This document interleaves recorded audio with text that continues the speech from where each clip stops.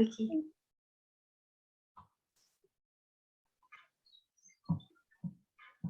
Assalamualaikum warahmatullahi wabarakatuh. Selamat siang, salam sejahtera bagi kita semua. Waalaikumsalam warahmatullahi wabarakatuh. Baik, perkenalkan saya Alfida Fitria Damayanti dari Stikes Maharani Malang yang ingin melakukan penyuluhan tentang mencegah penyakit jantung koroner. Sebelumnya, saya mengucapkan terima kasih kepada yang terhormat Ibu Risna Yekti Mumpuni M.Kep selaku dosen pembimbing mata kuliah Keperawatan Medikal Bedah 1. Kemudian yang terhormat Mbak Ineke Yulkarnain selaku Ketua Pelaksana pada penyuluhan hari ini, dan para peserta yang saya banggakan. Kemudian perkenalkan anggota tim dari kami, yaitu Mbak Ineke Yulkarnain sebagai pemateri, kemudian saya sendiri Alfida Fitria Damayanti sebagai moderator, dan Mas Karis atau Ila sebagai notulen. Sebelum kita mulai, pertama-tama marilah kita panjatkan puji syukur kepada Tuhan Yang Maha Esa, yang mana bisa memberikan kita kesempatan untuk melakukan penyuluhan melalui Zoom pada siang hari ini. Untuk mempersingkat waktu, saya akan menyebutkan susunan acara sebagai berikut. Untuk yang pertama, yaitu acara pembukaan. Kemudian yang kedua, yaitu sambutan dari Ketua Pelaksana Penyuluhan, yaitu Mbak Ineke Yulkarnain.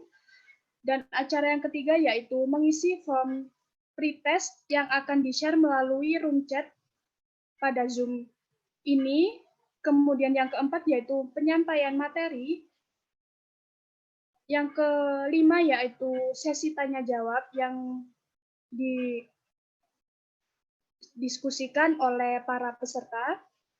Kemudian acara yang keenam, yaitu mengisi formulir post-test dan link absen kehadiran penyuluhan yang akan di-share di room chat. Kemudian acara yang terakhir, yaitu penutupan. Sebelum acara kita mulai, marilah kita berdoa terlebih dahulu sesuai agama dan keyakinan masing-masing agar acara ini bisa berjalan dengan lancar sampai akhir acara. Berdoa dimulai.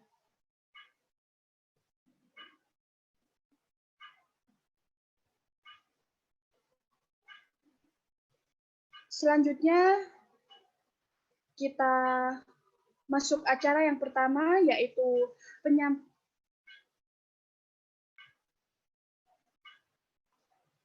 sambutan. Acara sambutan yaitu oleh Ketua Pelaksana kita, yaitu Mbak Ineke Yulkarnain. Kepada Mbak Ine, saya persilakan. Baik, terima kasih untuk Mbak Alfida sebagai moderator yang sudah membimbing jalannya penyuluhan ini. Saya Ineke Yulkarnain dari Ketua Penyuluhan Kesehatan tentang mencegah penyakit jantung koroner. Dan untuk selanjutnya silakan Pak Moderator. Kemudian yang ketiga yaitu mengisi link post-test sebelum acara kita mulai.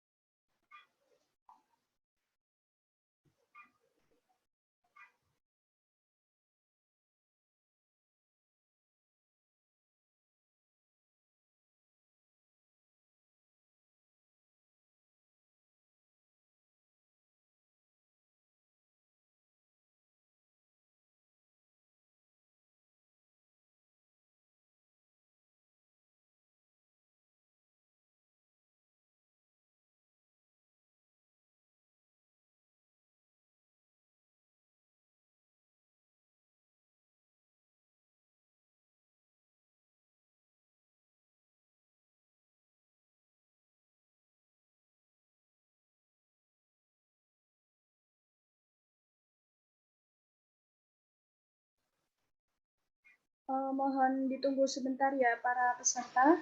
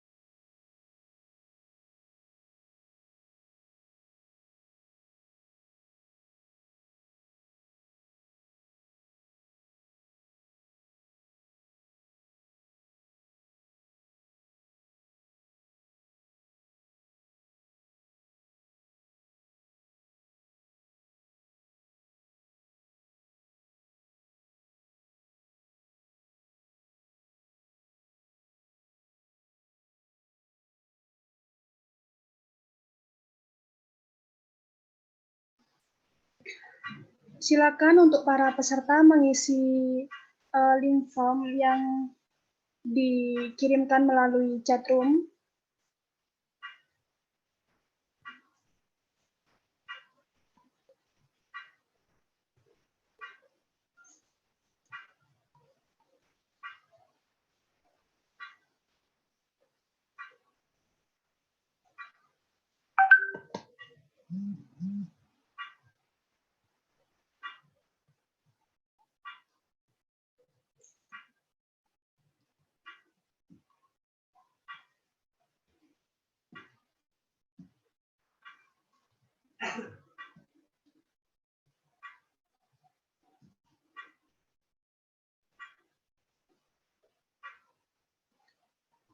Kemudian acara yang selanjutnya yaitu penyampaian materi oleh Mbak Inneke Yulkarnain. Kepada Mbak Ine, saya persilakan. Baik, terima kasih untuk Mbak Alvida. Dan di sini saya akan memberikan materi tentang mencegah penyakit jantung koroner. Next, Mbak.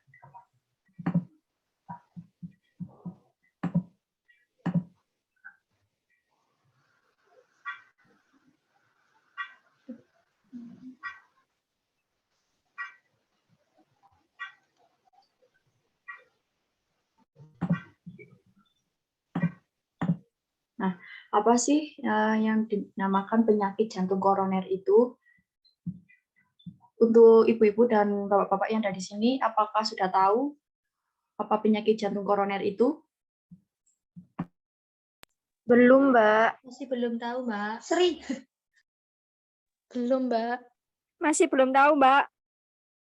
Baik, di sini saya akan menjelaskan. Nah, pengertian dari penyakit jantung koroner itu adalah gangguan fungsi jantung akibat otot jantung kekurangan darah karena penyumbatan atau penyempitan pada pembuluh darah koroner akibat kerusakan lapisan dinding pembuluh darah. Dan kesimpulannya itu penyakit jantung koroner merupakan kelainan pada salah satu atau lebih pembuluh darah koroner. Next, Mbak.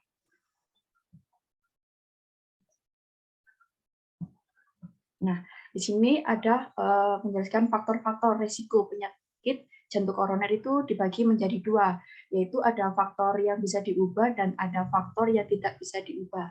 Nah, pertama saya akan membahas tentang faktor yang bisa diubah, yaitu ada hipertensi. Hipertensi ini adalah salah satu faktor risiko utama penyebab terjadinya penyakit jantung koroner. Komplikasi terhadap jantung hipertensi yang paling sering adalah kegagalan vertikal kiri, penyakit jantung koroner seperti nyeri dada. Dan perubahan hipertensi ini khususnya pada jantung disebabkan karena meningkatnya tekanan darah. Dan peningkatnya tekanan darah ini merupakan beban yang berat untuk jantung, sehingga menyebabkan hipotensi atau pembesaran vertikal kiri.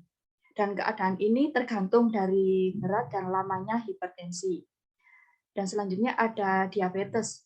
Diabetes ini adalah intoleransi terhadap glukosa sejak dulu telah diketahui sebagai predodoksi penyakit pembuluh darah.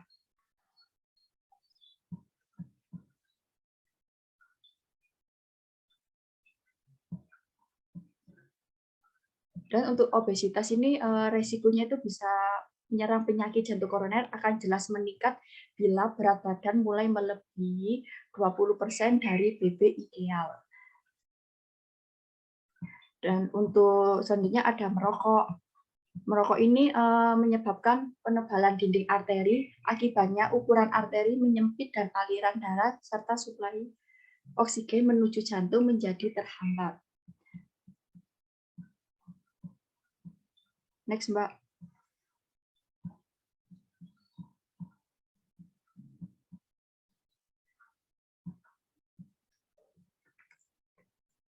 Nah, yang kedua ada faktor yang tidak bisa diubah.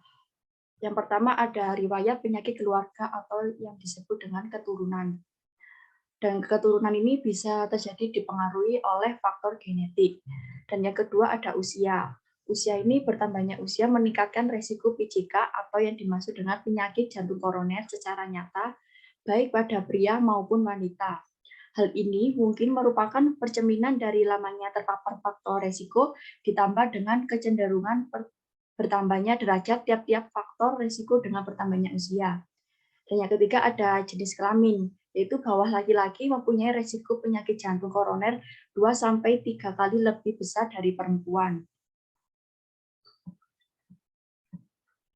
Sampai sini semua sudah paham?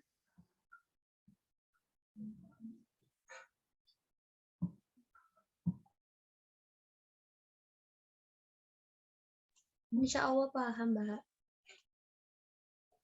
Baik, saya akan melanjutkan. Next, Mbak.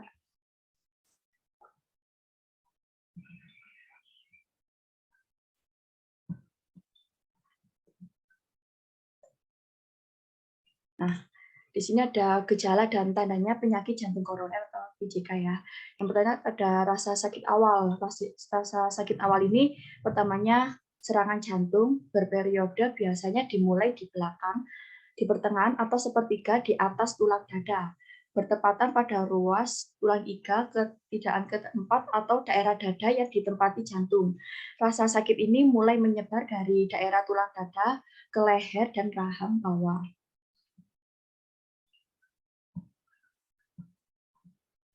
Dan yang kedua ada lemas. Lemas ini termasuk ya dari gejala penyakit jantung koroner dan tidak berdaya.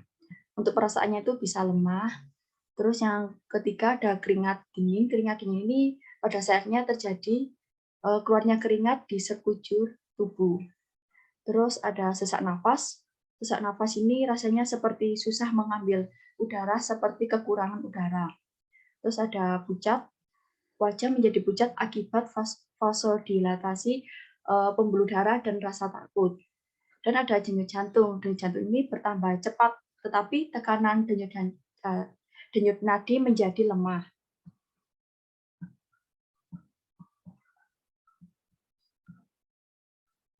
Next, Mbak.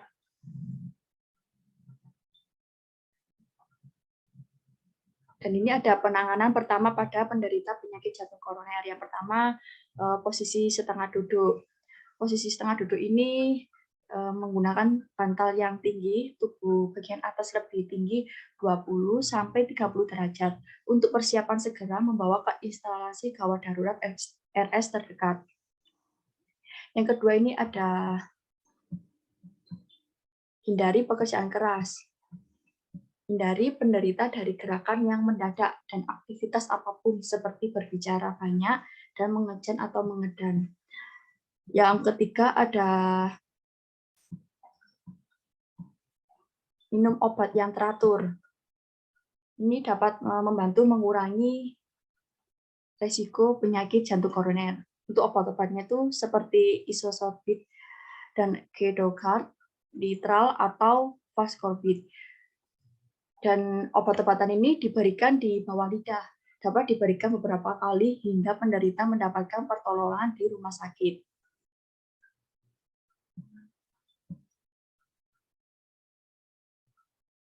Dan yang terakhir ada cara pencegahan pada penyakit jantung koroner. Yang pertama, meningkatkan kesadaran pada pola hidup sehat, yaitu melakukan olahraga secara teratur, dan tujuannya itu untuk membantu pembakaran lemak dan menjaga agar peredaran darah tetap lancar. Dan biasakan setiap hari untuk melakukan olahraga setidaknya 3-5 kali per minggu, dapat melakukan olahraga selama 30 menit, dan itu sangat berguna untuk kesehatan jantung. Secara mudah, pola hidup sehat dapat dilakukan. Yang dapat dipelajari itu seperti seimbangan gizi, hindari merokok, hindari stres, awasi tekanan darah, dan teratur berolahraga. Dan yang kedua ada mengkonsumsi makanan yang berlemak atau berkolesterol tinggi dan meningkatkan konsumsi makanan tinggi serat seperti sayur-sayuran dan buah-buahan. Dan yang paling utama, minum air putih yang rutin dan menjaga berat badan ideal dan selalu menjaga lingkungan agar tetap bersih.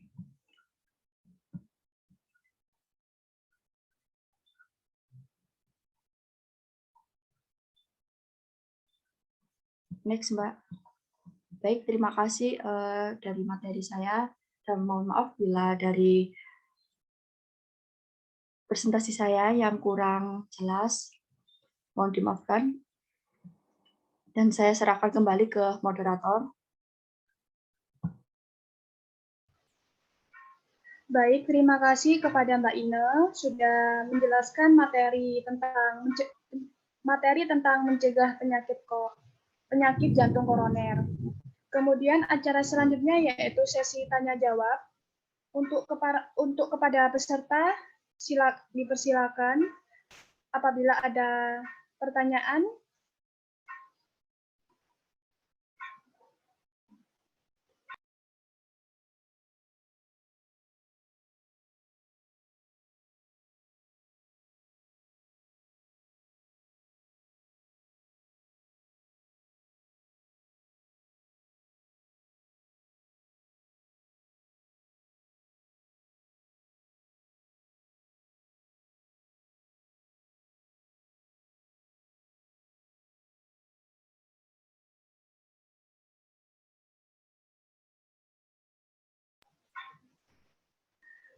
Sepertinya ada pertanyaan di chat room ya.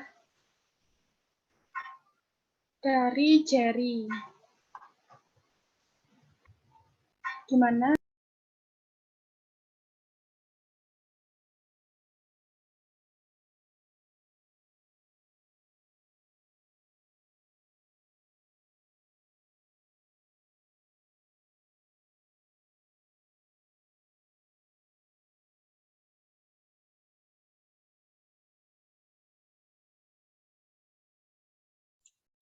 Maaf Mbak, permisi, izin bertanya.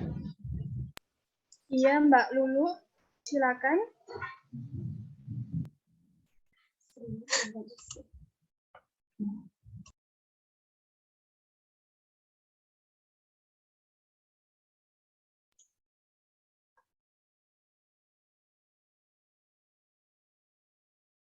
Kenalkan, nama saya Lulu. Saya izin bertanya, apa perbedaan angin duduk dan serangan jantung? Apakah bisa diterima, Mbak?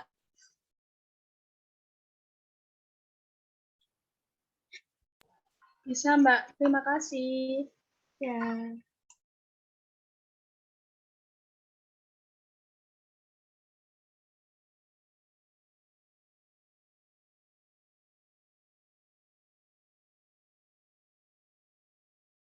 Mbak, izin tanya dari saya. Iya, Mbak Fiza, silakan.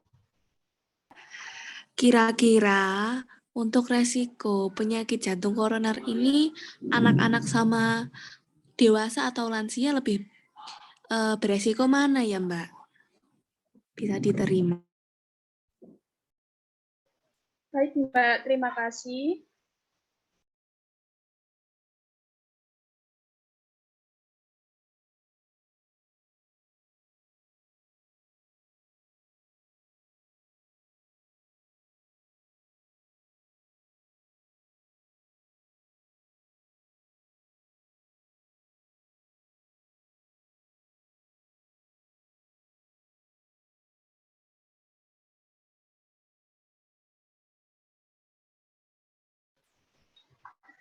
Baik, di sini saya akan menjawab pertanyaan dari Mbak Lulu ya tadi.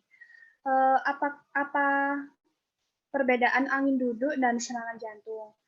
Nah, angin duduk yang paling umum terjadi akibat penyakit jantung koroner, sehingga dokter akan meresepkan obat-obatan untuk penyakit jantung koroner Serangan jantung dan angin duduk sama-sama diresepkan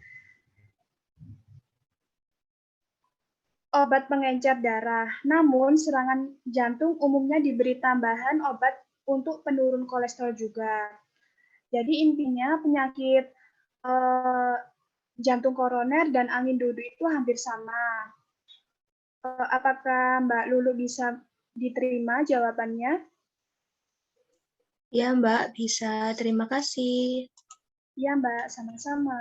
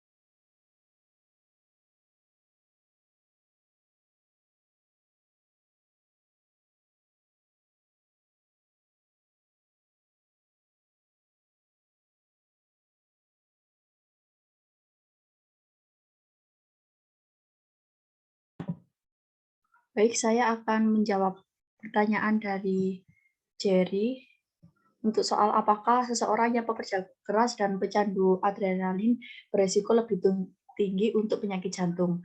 Dan itu menurut saya sama-sama beresiko ya untuk penyakit jantung. Karena kalau pekerja keras dan pecandu adrenalin ini kalau semakin melonjak atau semakin berlebihan, itu dampaknya buruk bagi kesehatan dan bisa menyerang penyakit jantung koroner. Dan penyakit jantung koroner ini bisa disebabkan dikarenakan tekanan darah yang tinggi, terus sakit kepala atau pusing, nyeri dada juga, dan jantung selalu berdebar. Untuk Mas Jerry, apakah bisa diterima jawabannya?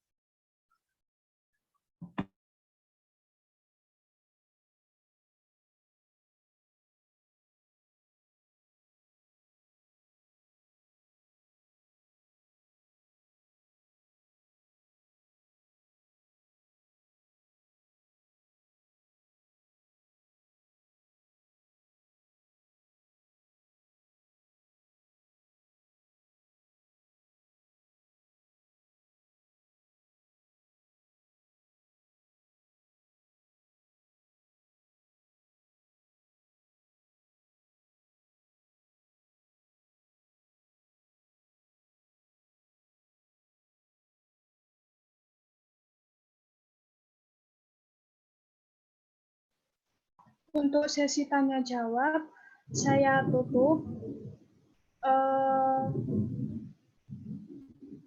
Kemudian ada pertanyaan di chat room dari Mas Abdul Abbas dan Mbak Amelia.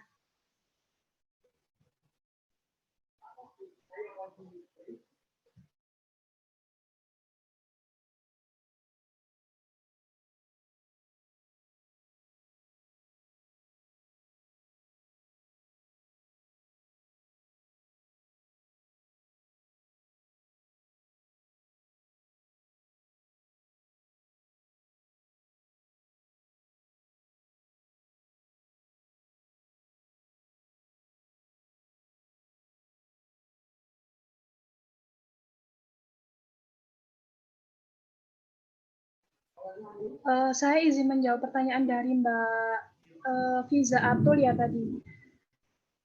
Untuk usia anak-anak, remaja, atau lansia, lebih muda mana yang rentan terkena jantung koroner? Itu ya Mbak tadi pertanyaannya. Iya, Mbak, seperti itu. Nah, itu yang lebih rentan untuk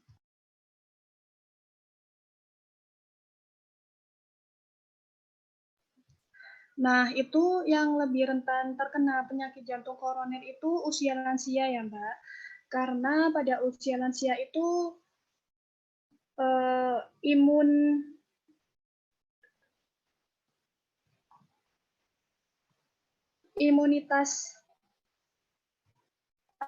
imunitas lansia itu lebih lemah gitu daripada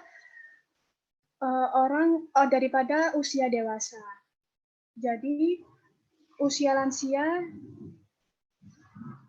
yang biasa terkena penyakit jantung koroner lebih banyak. Jadi seperti itu. Apakah bisa diterima? Oh iya, Mbak, sangat jelas. Terima kasih ya, Mbak, atas jawabannya. Iya, Mbak, sama-sama. Saya izin menjawab pertanyaan dari Abdul Abbas. Yang pertanyaannya, Mbak, misal udah terlanjur kena penyakit jantung koroner, bagaimana cara mengobatinya? Cara mengobatinya bisa memberikan obat-obatan, tetapi obat-obatan tersebut harus dikonsulkan terlebih dahulu kepada dokter dan harus disarankan dulu. Dan untuk yang lain, pengobatan itu bisa mendukung pengobatan jantung koroner, bisa membuat gaya hidup itu sehat, seperti rehabilitas jantung dan menjaga pola makan yang sehat, lalu olahraga yang rutin, dan menghindari stres. Dan bisa mencegah tidak merokok juga bisa, menghindari merokok, dan jaga tekanan darah di angka yang normal.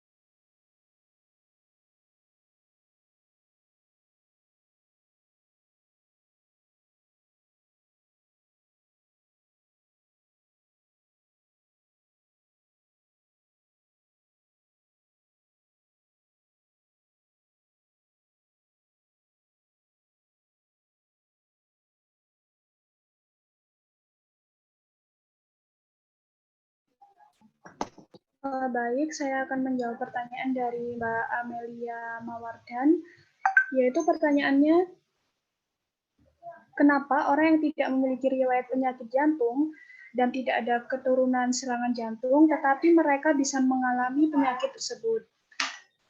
Jawabannya adalah bisa karena kurang menjaga pola makan yang baik ya Mbak.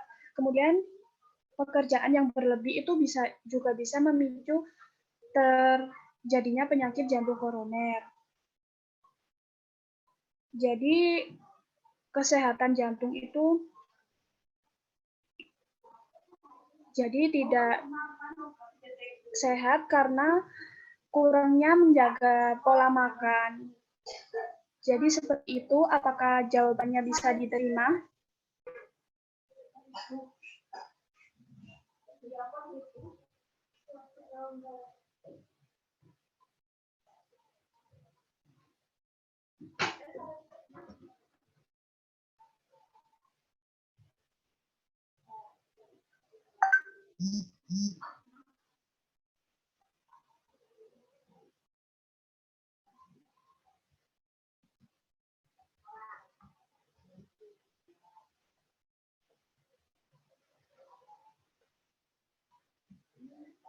Baik, untuk sesi tanya jawab kami tutup dan sudah dijawab semua pertanyaan audien. Kemudian acara yang selanjutnya yaitu mengisi link formulir post-test dan mengisi link absen kehadiran penyuluhan. Untuk panitia yang bertugas, silakan.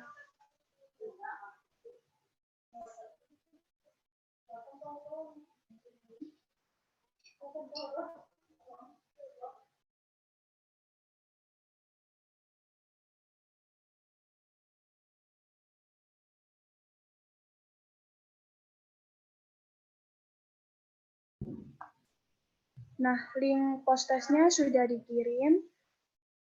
Untuk para peserta dipersilakan untuk mengisi link post-test terlebih dahulu.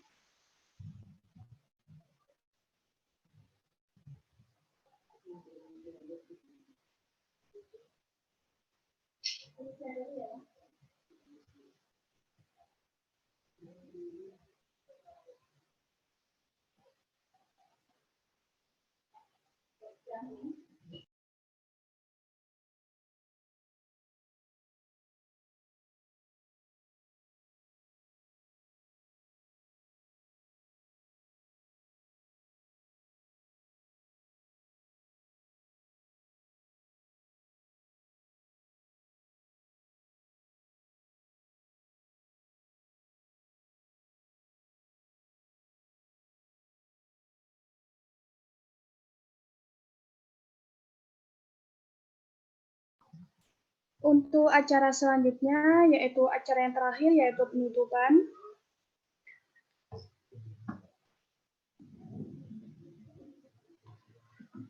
Baik, kalau sudah tidak ada yang ditanyakan lagi, bisa saya akhiri.